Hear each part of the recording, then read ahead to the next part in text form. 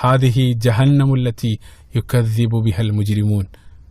അല്ലാഹു സുബ്ഹാനഹു വ തആലയോട് പറയും, ഇതാ നരകം, ഇത്രയും കാലം നിങ്ങൾ നിഷേധിച്ച ആ നരകം അവരുടെ കൺമുമ്പിൽ കാണിച്ചു കൊടുക്കുകയാണ്.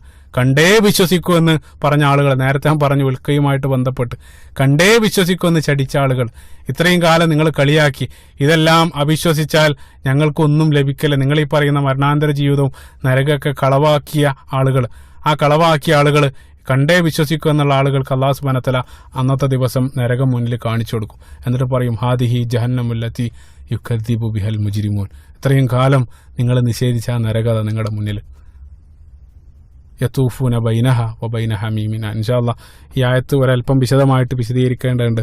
അടുത്ത ഭാഗത്തേക്ക് അത് മാറ്റിവെക്കണം. എന്തുകൊണ്ടാണ് ഇപ്പം നമ്മൾ ചില നിരവധി ചിത്രങ്ങൾ നമ്മുടെ മനസ്സിൽ കിട്ടുകയുണ്ടായി, അതിക്രൂരമായിട്ട് അല്ലെങ്കിൽ വളരെ വിചിത്രമായിട്ടുള്ള അല്ലെങ്കിൽ അതിഭയാനകരമായിട്ടുള്ള ശിക്ഷയെ സംബന്ധിച്ചാണ്